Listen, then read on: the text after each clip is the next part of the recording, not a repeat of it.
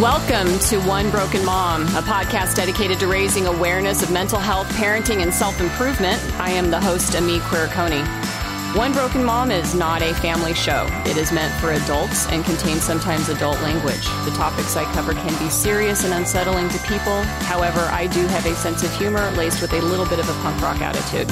So if you're interested in real talks about real stuff by real people so that we can all get better together, well, then you're in the right place, and so welcome. All right, everybody, welcome back to the show. Let's jump right in today with a few statistics, and I'm kind of a data nerd and I love to have numbers here. And so these data, the data that I'm about ready to share from you is actually taken from the Center for Disease Control and Prevention, and they have a report that they do, which is called Data and Statistics, and it's the Fatal Injury Report for 2018. And this is current as of March 1st of 2020. The age-adjusted rate of suicide in 2018 was 14.2 per 100,000 individuals, making it the 10th leading cause of death in the U.S. However, when we look at the breakdowns by age, the suicide rates are highest in older adults, and I've air quoted that because I don't want to think of myself as an older adult, but I actually do fall into this category. And it rises up to 20 suicides for every 100,000 people. Now, in 2018, how that translates into actual more numbers is that 48,344 Americans died by suicide. That is then an average of 132 suicides per day. And that is higher than homicides in the United States. And I always point that out, and you'll hear me say that many times. And that's double the homicide rate. So yes, you are twice as likely to know someone who will die by their own hands than be murdered. And that's not always been the case. In fact, if you're looking at trends starting back in 1980 for causes of death, homicide remained steady or declined over those years, but suicide rates have doubled. And so I'm going to continue. In 2018, 1.4 million men, women, and children attempted suicide. Sadly, a variety of research studies indicate that women actually attempt to die by suicide more than men, maybe as much as 2 times. Now, what does that number mean? Well, let's go back to the CDC again, and we're going to review their deaths reports. And yes, there are death reports out there. In 2017, a total of 2.8 million deaths were recorded in the United States. That's from everything, including diseases, accidents, murders, and suicide. So let's think about that. If all 1.4 million men, women, and children who tried to die by suicide were successful, which is a terrible word, by the way, used in this context, our death numbers would go up by that much to roughly 4.2 million deaths per year. And it would dwarf the leading cause of death in the US, which is heart disease, which, by the way, is accountable for only 650,000 deaths of the 2.8 million in 2017, which is about 23%. Suicide would become the single leading cause of death in the US by over 2 times and would represent 1 out of every 3 deaths in the United States if everyone who tried to die at their own hands had been able to do that. Unfortunately, when it comes to dying by suicide, men are nailing it. The rate of suicide is highest in middle-aged white men. And in 2018, men died by suicide at 3.5 times more often than women. And white males account for 70% of suicide deaths in 2018. But these aren't numbers. These are people. These are humans with stories and families all left behind. Some people are able to overcome that overwhelming urge to end it all, but others are only able to put it off for some time until they simply can't hang on anymore.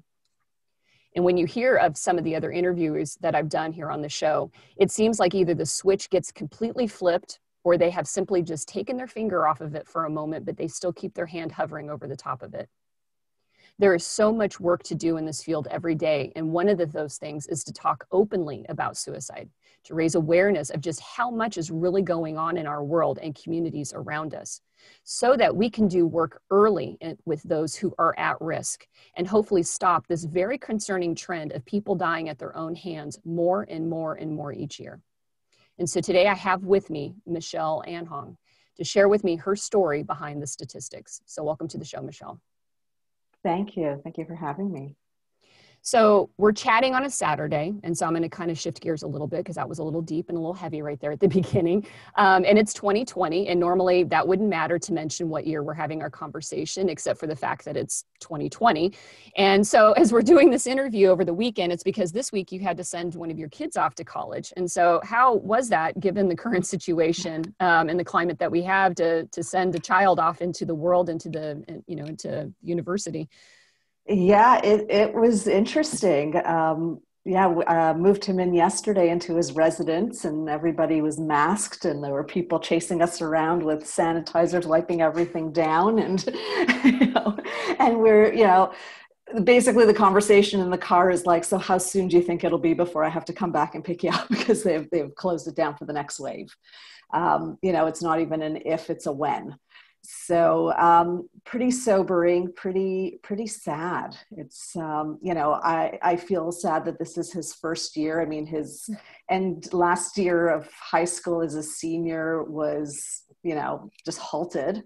Mm-hmm. He didn't have prom. He didn't have graduation. He, didn't get to spend the last few months with his friends. And even, now, I'm here in Canada and we've opened things up quite a bit, but even still just limiting numbers, having to be outside, things like that. And so, while I wanted him to have that first year of university in residence and have that experience, I don't know what it's going to look like. I mean, I don't think they're even allowed to have visitors. They're at half capacity.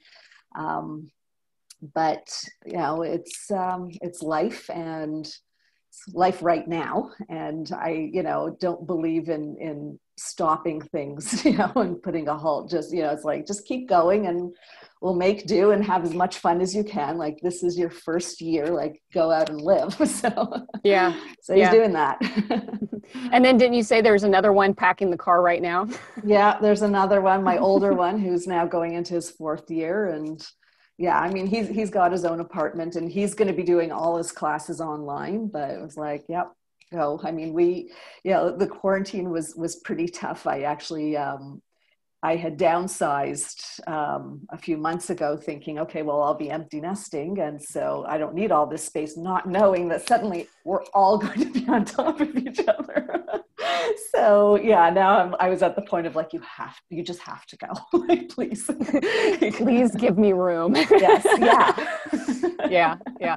Well, my oldest is a senior. He's got another semester left to be able to go. And, but a lot of his friends actually, they, same thing, like, the whole senior year just kind of got, upended for everybody. And it was, heartbreaking to watch that. And then I started to then think about this year, like, what if I was a senior coming into this year? Because I was really active in sports, and in particular in track and field when I was in high school. And my senior year in high school, we had a measles outbreak in Kansas. I'm from Kansas. And as a result, and it started around our area where we lived, the town that I was from. My school was banned from going to a lot of track meets and events because they didn't want us showing up with the measles. I mean, nobody had it, but that was a response. Yeah. Like, and I'm going to go back to, this is 1990. So we're back like 30 years. Dear God, 30 years ago when that happened. And it was a bummer as a senior, like wanting to go out on the track and wanting to be able to, win a few championships or back to back them with ones that I had, and not being able to do that. And so thinking about all the seniors starting this year that, that's supposed to be their capstone to their high school, experience, and having that, like, it's bad to not be able to graduate, and then it's bad to start a year and never get any of it, that some of these kids are handling and dealing with, like, the senior trips that didn't happen, and, some of that stuff. Yeah. So, yeah. So if we go back to the top here and we go back through those numbers and I read through some of those statistics, and, you're out of Canada, but, we've North America, here. Yeah. What comes to your mind when you see the overwhelming facts that men are disproportionately affected by suicide? So many feelings. More feelings than thoughts even, first of all, just so much sadness. Like, I was listening and I'm just feeling like I want to cry, even though I know what the numbers are, but just, hearing it again and again. And it's like, and the numbers are not changing, and so much disappointment that we're not doing more to change this, even though we know the statistics are so high, you know, and with respect to men, it's just, you know, I speak so much about, you know, the idea that our society is so built around this idea of being busy and being stressed, and we almost wear it as a badge of armor. And, you know, we're not recognizing these are costing lives. Like, you know, we have to stop that. You know, it's, you know, I say like this whole concept, and so many of the concepts around, you know, mental illness and suicide, you know, I feel like they developed at the time when it's like, you know, children should be seen and not heard. And somehow we've been able to come out of that story. But this one we're not able to, you know, we haven't been able to get out of yet. And it's like, and it angers me too. It's just like, I want to shake everybody and say, like, wake up. Don't you see what this is costing us? Mm-hmm. Yeah, I agree. It is, you know, part of that, I think, too, you know, is everybody kind of knows in this field, and it's been changing over the last few years, which is, you know, when people die by suicide, it's not covered on the media. You know, they don't talk about it because the concern that it can actually, people will copy or imitate that, and they don't want to glorify it, right? And again, you know, putting the air quotes around a lot of words that are terrible words for this conversation, but they are the words. Yeah. And so, you know, when it's not out there in numbers and people aren't communicating about it, it doesn't feel like it's really that big of a deal. Like, you know, we see lots of stories on heart disease and cancer, you know, and murder, right? So we think that those are our enemies out there, but the reality is that those numbers tell us a totally different thing, that the enemy is even worse than what we even think about, you know? Yeah.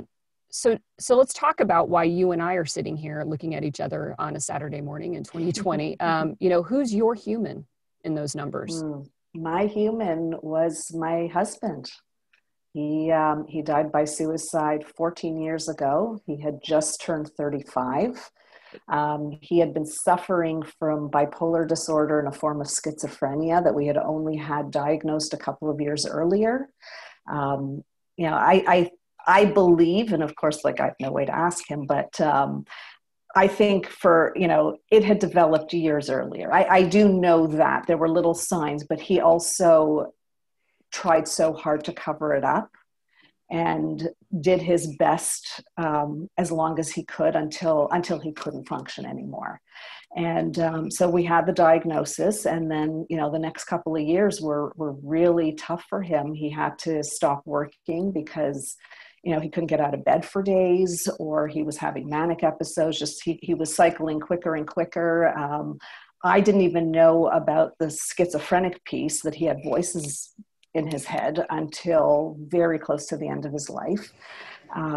Yeah. And, you know, and he, you know, the sad thing with mental illness too, is that, you know, there's no quick fix, like, oh, this is what you have, let's, you know, like, yes, they have medication, but it's also, we don't really know which medication or medications, because usually it's a cocktail, will work. So you're going to be a bit of a lab rat for a while, and we're going to try a whole bunch of different things and see what they do, and we'll deal with the side effects, which were not fun either.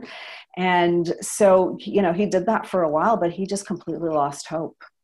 And, you know, when he passed, you know, he never once spoke about wanting to die. I was watching him deteriorate, thinking he might accidentally hurt himself, but I never thought it was going to happen intentionally. But by the end, you know, he was sharing with me, he was losing hope. He was sick of, you know, he was taking, I think, 17 different pills a day. You know, based on, you know, there was the antipsychotics, the antidepressants, then all the different pills to counter the side effects of them. And they weren't helping him. Mm-hmm. Yeah. So, yeah, it was sad. Yeah. Can you actually go back and help for any of the listeners that are not familiar with bipolar disorder and schizophrenia? You know, because sometimes I take for granted that we throw out words like this on this episode, and then I'm like, somebody might not actually know what that is, you know, and what that looks like in a relationship, because what you're talking about is something that wasn't diagnosed early on, and some people that are on the show, have found or discovered, that they are challenged with a couple of, diagnoses early enough in life, but you're talking about something that didn't like materialize until his 30s. But what did it look like? What did the bipolar disorder look like in your day-to-day life? And what did the schizophrenia look like for people to be educated on what that condition and how it presents? Sure. So I know that they do present differently for different people. But overall, bipolar disorder is swinging from having depressive episodes where he, my husband, I can share what my husband's experience was of, he would be in bed for days, no energy, feeling low, just sleeping all the time, very down on himself, down on life. And then swing to the complete opposite extreme where he felt like he was invincible and he was full of energy, and it was almost exaggerated. Like it was just like, I can conquer the world, I can do anything, and he wouldn't sleep for days. And so and then it's going through these cycles, which as he was usually I believe it starts out where the cycles between the two different spectrums are further apart. And that's why it was hard for us to diagnose and notice it, because he might feel down, but if he was pushing himself, then I wouldn't see it. Or, he could be feeling happy and it's like, oh, great, you're doing well. And so, it was hard to see until it started speeding up. And then it was quite apparent. And he was pushing through it all until he reached a point that he couldn't. And that's when he did go to the doctor and he had the diagnosis. And then at that point, he finally was just like, I feel like that gave him the permission of like, okay, I need to stop working because there really is something wrong with me. It's not just me feeling down on myself about whatever's going on in my life. Like there's a clinical reason for this. And then the schizophrenic part, I think it's called schizoaffective disorder, which is the bipolar, like the swinging from depression to mania, and includes hearing voices. And, as I mentioned, I didn't even know that was happening for him until very close to the end of his life. Was there any history of mental illness in his family, of any other family members that had similar episodes? So he was adopted, and so we didn't have that information. We actually, I had to wait until my older son was 18 to be able to get the adoption records to see what was going on. It wasn't clear, but looking at the history, it made sense. So, but we had to wait.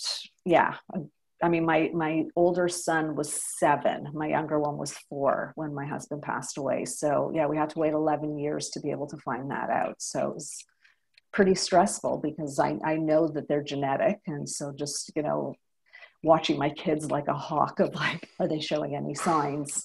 And just not knowing. Yeah. Gosh, I mean, and that's a lot to unpack right there. Like, the mom alarms just go off in my own head too, to find out something like that, because some of the mental health things that we talk about on the show, some of them are the nature, and some of them are the nurture, right? And then and ideally it's awesome if we can get on top of the ones that come from our background and our experiences, and we can start to do our work on ourselves in order to be able to heal, repair, rebuild, and move on. But then there's this whole other level of frighteningness, terror, I can even use that I have to, like, I could see myself experiencing, and I'm not sure this is what your husband did, but, or you did, but if I found that, the things that were going on inside of me may not be things that I ultimately can truly fix, that would feel pretty overwhelming to me. And then on top of that, the idea of, did I just give this to my own children? That's a heart sick feeling right there, right? Like, that's tough. That right there, not dealing with the effects of everything else that you've already been dealing with, but that right there slows me down, like in my thought exercise of going through that. Yeah, it's terrifying because I've got I have my own mental health challenges, and mental illness runs in my family too. And it's like, oh my God, both sides have it, and yeah, that was very scary, and it kind of, and I know I'm jumping ahead a bit, but I after my husband passed away, that I became so laser focused on my kids, because it was like, okay, they just went through this. The statistics are stacked against them, like genetically having experienced their dad die when they were so young, having a single mom, like being raised by a single mom, and just on and on and on. I was watched over them like a hawk. Anytime there was any inkling of anything, I'd be rushing to get them assessed. And right. it was terrifying. It was just like, I have one chance to do this right, so I better do that. And just this pressure I put on myself on top of everything else of, just like, I don't want to screw up my kids any more than I already might have. And I know, like, I think we all screw our kids up in some way or another. Yeah. And, I have a whole show about that. So okay. yeah. Whole show. So that's my personal version of what that looks like. Yeah. Yeah. And it's understandable though. I mean, sometimes, like I said, my impetus for beginning here was my kids. Like it was, I need to begin to fix me right now, because the train has left the station with my kids, and I need to get on top of that. Like if I can go back and undo what's already happened, I need to start working on that. And then I want to make sure that the course correction happens to drive them away from what their future could have possibly been had I not done anything. And then it's like your hands are on the steering wheel with a death grip of like, keep it turn right, keep it turn right, keep it turn right, don't let it go back to left again. So I can see and feel, that and understand all of that. Now, what's interesting about your story, again, terrible word, shitty word for what we're talking about here, but it's an important fact of your story. Let me do that. Is that after your husband died, you guys didn't tell anybody that it was by suicide. So you want to talk about what the decision was behind to do that? My husband and I actually grew up together. We were both part of a community that just didn't talk about mental health issues, definitely did not talk about suicide.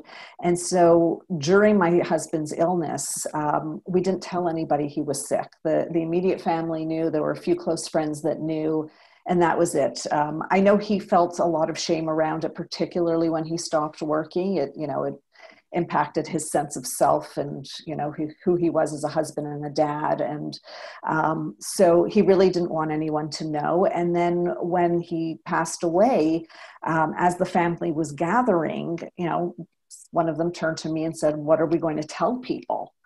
And, initially it's like, what? And then of course I start thinking about, oh yeah, what are we going to tell people? Because I don't know how to wrap my head around any piece of this. Nobody knew he was sick there.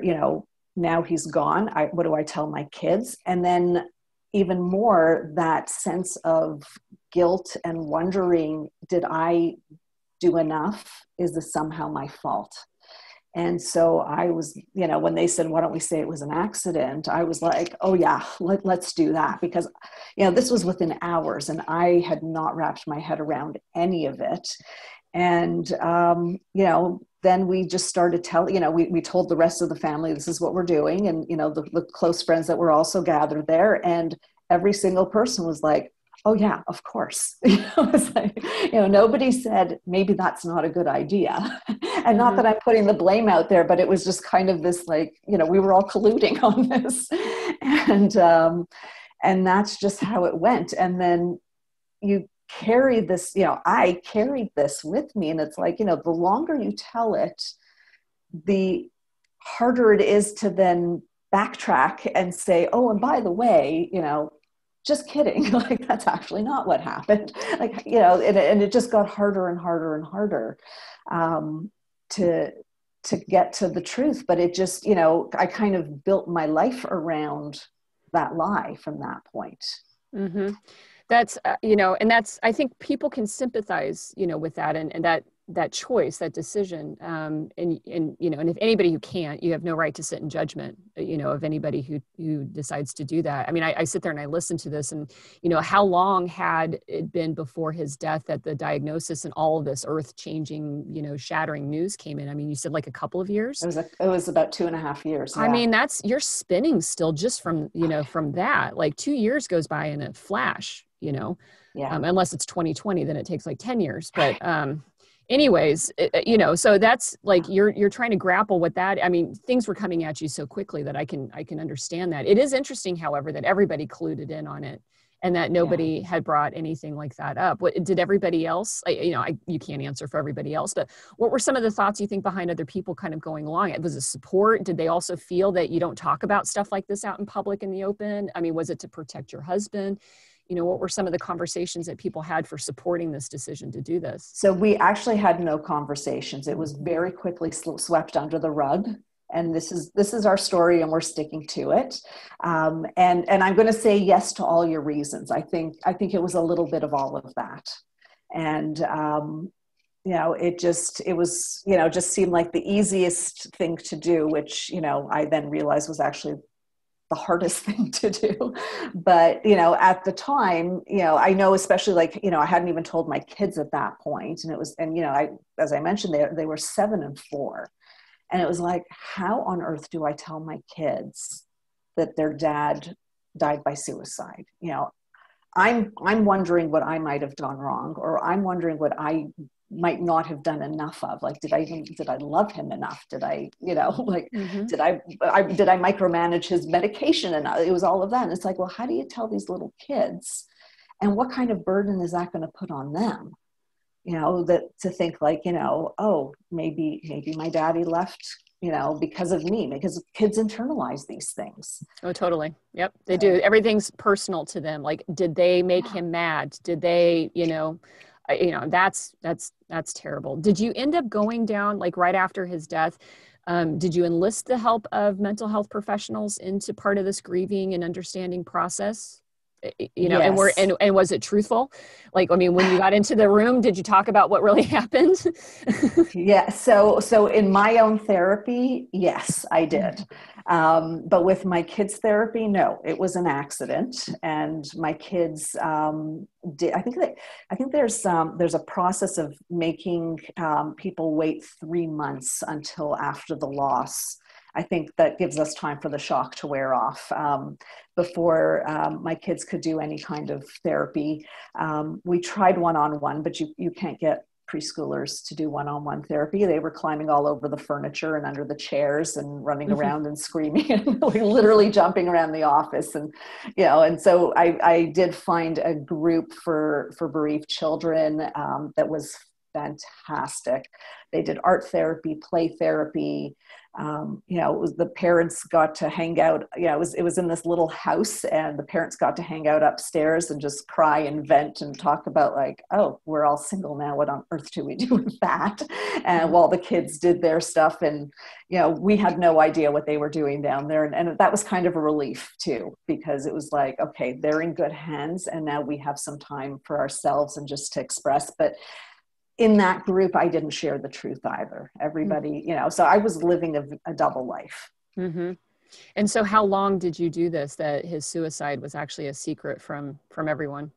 Close to 11 years. Oh my gosh. Yeah. 11 years. I just got goosebumps thinking about that. Yeah. Man. Hell of a long time. Yeah. And so then were you the one that just said enough is enough? I've got to come forward with this. I've got to acknowledge that this is, what happened. Yes. Yeah. And how did the, the cobble that you had, that had formed around this, how did everybody else take it? I think they were still kind of in denial, and I kind of did it slowly and in steps. But I don't think, I think the same way they kind of didn't fully acknowledge the suicide and what was really happening with him. Because I know that there are and were family members that just couldn't wrap their head around what was really going on with him. Even though they knew, I don't know that they had the understanding, particularly older generations that just don't understand mental illness. And it was tough to wrap their heads around it. And then for me to say that, I think it was just kind of like, oh, okay. And then like, let's just put that back under the rug where it belongs. And that's kind of how it stayed. Mm-hmm. Which is, again, why we're talking here, because, 11 years of keeping that to yourself, and is that how long it took before you said something to your kids about it? Yeah. Yeah. Wow. So your kids were teenagers. Yeah. They were 15 and 18 when I told them. Okay. And so this happened only 3 years ago for you, like timeline wise. You're talking about your husband's death was 14 years ago. And so this is still, we're back into you going through some fresh stuff right now. Right. Oh yeah. Yeah. Yeah. So what do you think when you look back on 11 years of not talking about it and not kind of feeling it in its full form, everything there, what did that do to you? I mean, now that you can look back and see. Well, I was destroying myself. That's the best way I could put it. It was destroying me. It impacted my mental health. It impacted my physical health. When we, don't let ourselves feel the emotions that are coming up for ourselves and we shove them down, they don't go away. They don't disappear. They get stuffed. They impact our physical health.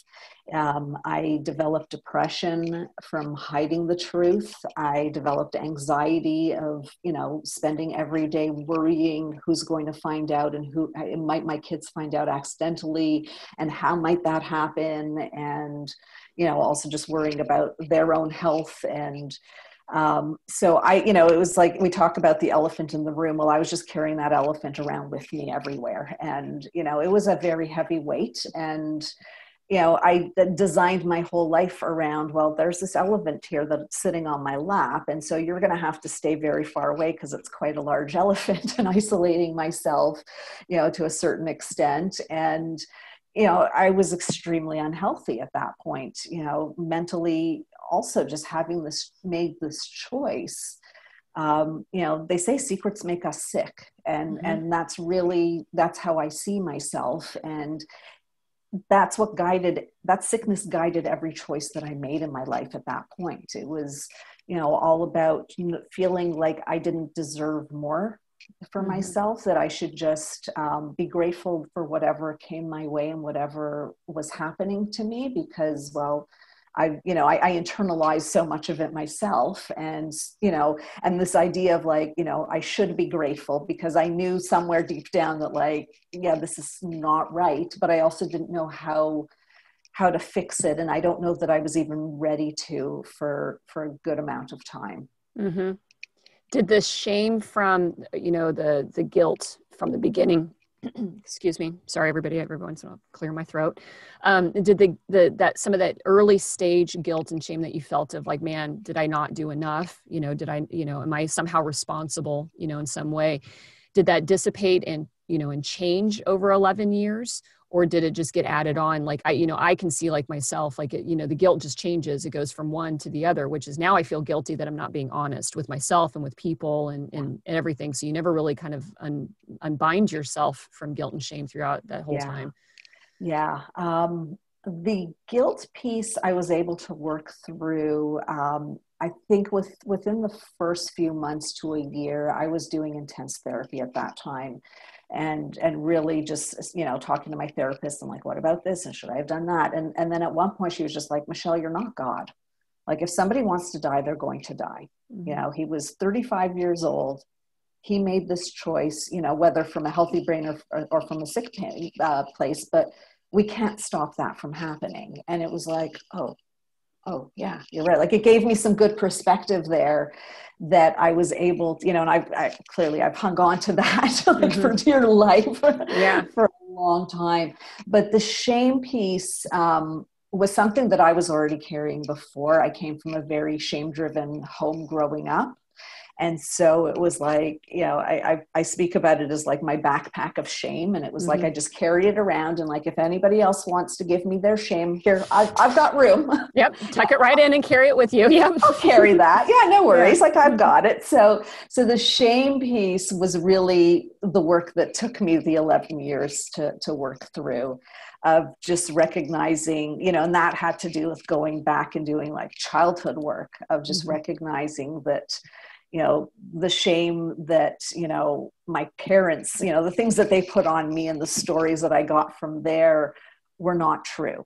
And that was coming from unhealthy people. And I didn't need to adopt it. I did, because that's what kids do. And then the self-compassion and the forgiveness of like, okay, that's what children do. And that's why I did it. And now I know differently. So I'm putting that damn backpack down. Here, take it back.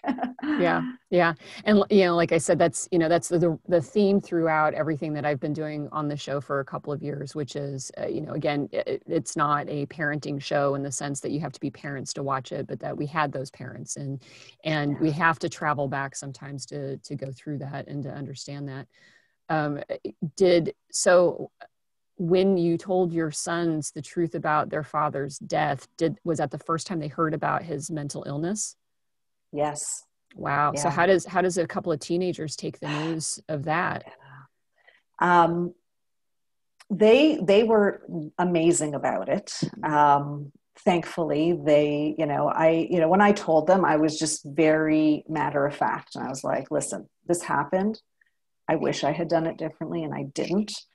And I want you to know the truth now. I had always wanted them at some point to know the truth. And I thought, in my head, I was like, when they're parents and they understand why we make these choices for our kids, then they'll get it and they'll forgive me. But it was terrifying. But thankfully, they are both pretty emotionally evolved, and they understand the families, his family and my family, that, both had these elements. And so they got like why that choice happened. They said that they wished they had known from the beginning, but, it was like, okay, at this point, I'm only being truthful. And yeah, thankfully it was good. And you had me think too, that I never talked about his mental illness with the kids, but as they became teenagers, like, he had smoked 2 packs of cigarettes a day. He liked to drink. And so when my kids were, my younger one was starting to get into the, starting high school and in that stage. So I would say, like, listen, your dad smoked 2 packs of cigarettes a day. Some people, can have a cigarette once in a while and be fine. And other people have a cigarette and then they're smoking 2 packs a day. That was your dad. And so you need to know that might be something you inherited. So just be aware and be careful. So that's kind of how I danced around those conversations. But yeah, way too much dancing, too much planning, too much strategizing and tiptoeing. And then it was like, here's everything. Like, I just need to be straight with you. Yeah. Yeah. The benefit, though, you're talking about something that's really important for people to kind of see, like how powerful it is to be a generation breaker. And, when one person is able to just stand, right in their path and look back and understand, and then how they move forward, that does have an impact on your kids, like right away, right? Like to be able to have a conversation with your children about identity, beliefs, what's good and bad, emotional development, what's healthy, what's not healthy, even while you're in the middle of trying to figure it all out on your own. The conversations around it and the awareness levels, with teenagers, I believe at that point will be life-changing for them. Like that's that little nudge off the path that actually then magnifies over the course of their life in ways of not having that conversation at all. And, it doesn't look like, anything substantial is actually going on in the moment, but I have to believe in the fact that those little conversations are not little at all. They are huge conversations for kids. And so, you can't change what you didn't, you can't change, right? But you definitely coming forward with them at this point in time, makes a difference, for them going forward. Yes, absolutely. And I also the gift in it too was recognizing and learning from that how evolved they actually were. Like when they were talking about things, and they're very much about, like when I would talk about other stuff like from my upbringing that I'd feel shame about, they'd just be like, Mom, just do you. And it's like, but I can't. And they'd be pushing me. And so yeah, they've always been great cheerleaders. They knew I was doing work on myself with my childhood stuff. They didn't recognize with that, but yeah, it was just, when they shared that with me, I was like, wow, like I have a lot I can learn from them too. And I have a very deep respect for teenagers these days too. They are super smart, super savvy. They know a lot of stuff that I think our generation doesn't want to deal with. They're out and they're talking about it. Mm-hmm. Yeah. And it makes you, if you were to go back in time, in your own time, machines to where we were, but if you watch our kids today and realize you can have conversations and that they can be insightful, that they are watching what you're doing, like what you're modeling there. And you think about like when we were teenagers back in the day, if our parents had talked to us that way, you actually realize we aren't giving kids enough credit in terms of having these kinds of conversations with them, right? In fact, part of the stress and the strain I know I felt was having all of that kind of talking shut down, blocked away, ignored, disregarded because the parents around me couldn't do that. But when you show up as a parent, even if it's not happening perfectly, but you're able to do that, my kids blow my mind as well. Like they haven't had a perfect childhood. They had me as a mom for many years, not doing all of the good things in there. Yeah. But now to sit down there, I had one conversation with my boy, like 3 hours in the kitchen. And I was just like, dude, this guy is on it. And I got goosebumps thinking about how much better his future is going to be than what mine ever was, because they watch, they see, and they actually do know more. And if you as a parent can have those conversations or try to have those conversations, I mean, it's just like, it really is incredible. Yeah. And we don't give kids, like you said, we don't give kids enough credit for that they can actually do that. It's whether or not you are able to do it with them. Yes. And if you're not, do your work, Right. Yeah. So, being, this might be a personal question or anything like that, but when you're carrying a big elephant around and you don't let people in too close, did it affect your personal life, in terms of whether or not you wanted relationships anymore or, going down that pathway or anything like that? Yes, it did. And I'm laughing. I'm not surprised. Yeah. But I'm going to ask the obvious. I'm going to be Captain Obvious here and ask that question. And it's fine. And 100%. I wanted a relationship again, and no surprise, I attracted very unhealthy people because, we attract who we are. We're mirrors of each other. And so, like it might look different in them than it looked in me, but they had their own stuff that they were not dealing with. And so, we were not having healthy relationships at all. And, I speak about how, I turned 45 and I was in a relationship that was particularly unhealthy. It was an exact replica of my childhood home. So it brought everything up. And I am grateful for that because it gave me the opportunity to work through it. But I say it's one of my rock bottoms. And that was really what drove me to say, like, I just can't do this anymore. Like, this is so painful. And I was like, okay, I'm 45. I can't live the next half of my life this way. Like, this just hurts too damn much. And so that's what drove me into therapy. And that relationship ended almost 4 years ago. And I've only recently, now having done all this work and, moved through so much of it, now saying, okay, I'm open to dating again. Like, it took me that, because I knew, like, until I did the work on myself and got myself to a certain place, I was just going to keep meeting the same guy with a different face and a different story.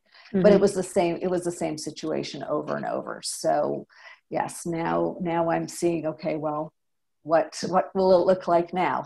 I don't have the answer yet, but it's, I'm cool to wait and see. Yeah.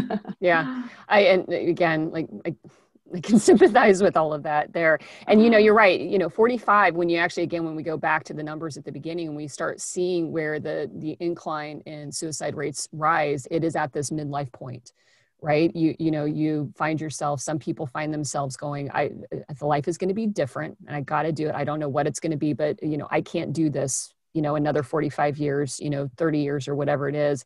And not surprising, that's when some people just pull the parachute cord and just bail, Yeah. so Yeah.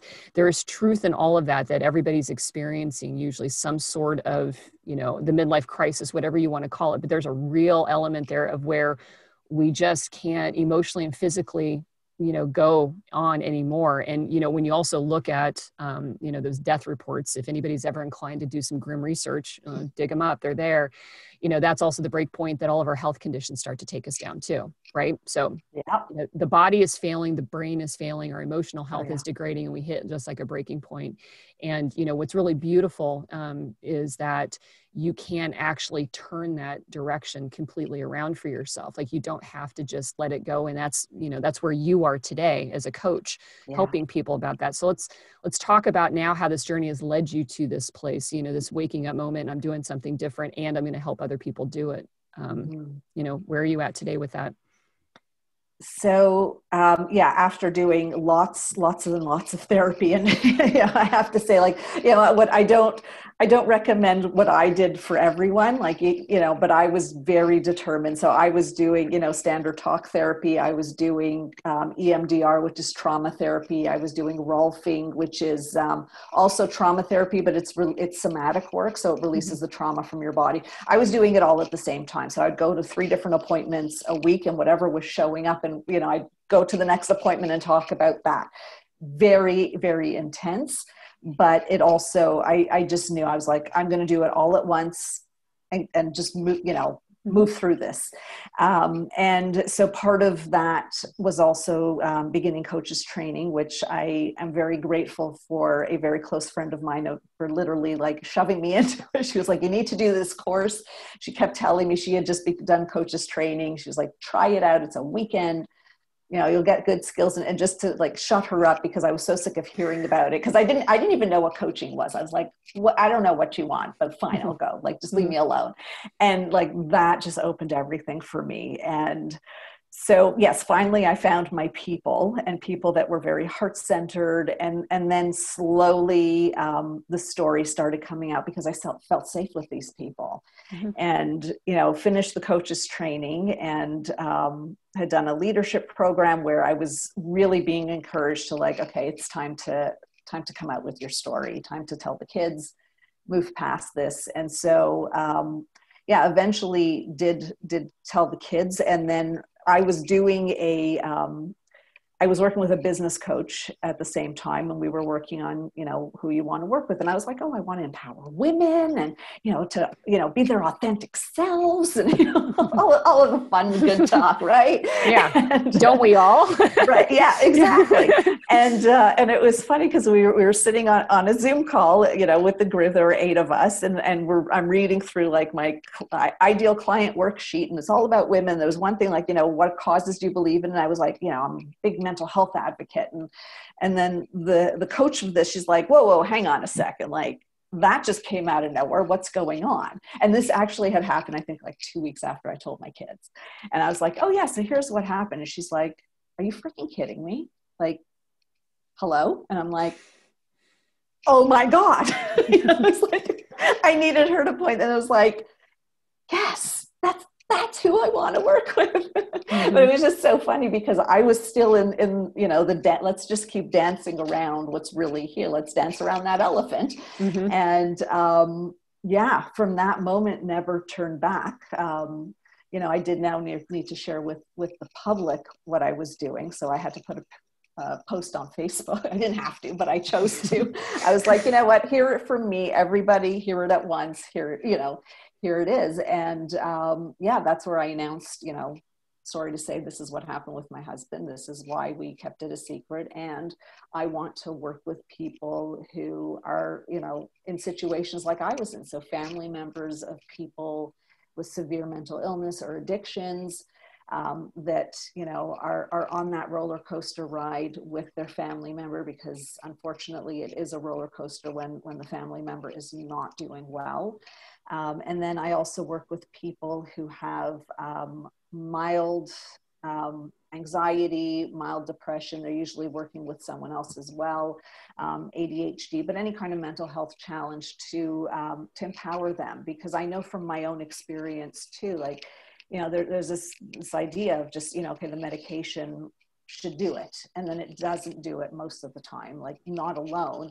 So I help people create the lifestyle changes that will help serve them and their mental and physical health, doing mindfulness and mind-body connection so that they learn to recognize the symptoms, whether it's, in their, in thoughts or in their bodies, early enough that hopefully they might be able to counter going into like that dark hole. Believing that they have a part in their own health. Mm-hmm. That's amazing. It's funny how, again, another shitty word for the conversation, but it's interesting how, sometimes these moments, just rise up in us, and it'd be great if you didn't have to lose your husband, and go through everything that you did. But then once you kind of tap into your true source in your flow, then it's like, okay, this is where I'm at. This is what I'm supposed to do. This is how I'm supposed to do it. And then to be able to take that out and to be able to share that with, with other people and to be able to guide them through that and go through that is, I'm always grateful when I get to meet people like you that experience that flow change in their life. And because there are so many people, that need the help. And again, this is a movement to be able to give people the access to it. And it doesn't always happen the same for everybody. And who we connect with and have some sense of safety with, that we can talk about our experiences. There's not enough people out there, I think, coming forward with their stories and, gathering their communities around them to be able to help and support them. And so the more people like what you're doing there that come forward with this, this experience here is powerful. Thank you. And so, it's no easy feat, to get to yourself to a place like that. Like, I commend you for all the work. I don't think some people really truly understand that when you really, really want to swiftly change something, and it's not swift, it feels swift, but it's really not swift. You got to dig in. I mean, there's some hard work, and it's not just going to an appointment once a week and finding that on your calendar. It's like that appointment has lead-in emotions. It has the emotions of the appointment. And then you've got the recovery emotionally after that of what did I just unpack and where am I going with this? And, it's tough. And some people don't want to get there yet, but man, it's so rewarding. I mean, it's unbelievable. Yeah. And it's those are the clients that come to me. It's the ones that are ready, that are just like, I don't care what it takes. Let's do this. Mm-hmm. Because they're, I think Elizabeth Gilbert says something about, she doesn't know, and I'm making a mess of this. I'm totally butchering it up. There's something about, I don't know a single person who's gone through a major transformation without getting tired of their own bullshit. Mm-hmm. And that's really where I was at. It was just like, okay, yeah, I'm sick of this. I'm done. There's a new way, and I'm ready for whatever it will take, because I want whatever's on the other side. And there is so much beauty and so much freedom on the other side. Like, that's what I say, just all the weight that I was able to let go of. And was like, oh, I didn't know life can be easy. Mm-hmm. Or it can be easier than the way I was living it. Like, I was just used to living it for 45 years that way. And it was like, okay, life is supposed to be hard and challenging. And this is, I should just accept my lot. And it's like, no, but I don't want to. Mm-hmm. And that refusal, has led to a very rewarding life. Mm-hmm. Yeah. I'm glad to hear you say that. One thing that I've said before is that, growth isn't when you accept who you are. It's when who you are becomes unacceptable. And then you just go for it. And could you have imagined 3-4 years ago, you'd be sitting on a show and actually smiling and laughing every once in a while talking about, your husband's suicide? No. I mean, some of my best friends didn't even know. Mm-hmm. So no, definitely not. Yeah. So that's encouraging. And I think people come into places like this, listening to this show, seeking out, opportunities to know that that it really you can't undo, you can unwind, you can heal. It won't be easy, but it's somewhat simple, and it's just, it's work to do. So as a coach, that means you're not a therapist. That's right. And then you're based in Canada, but you're available throughout the world, North America. Throughout the world. Throughout the It's world. funny because I actually was just talking to somebody yesterday and realized I actually only have 3 Canadian clients. Everybody else is global, and the majority are in the US. But yeah, I coach on Zoom. I've been using Zoom before the world knew about it. Before it became the hip new thing to do. Right. Yeah. I also do it on the phone for people that are not comfortable with Zoom.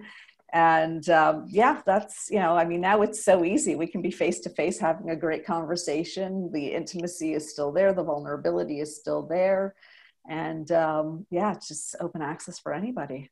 Cool. Well, it's good to hear. All the links to your site will be included in the podcast notes along with all your social links. But why don't you just tell everybody where everybody can first reach out to you right now if they want to, right after this show.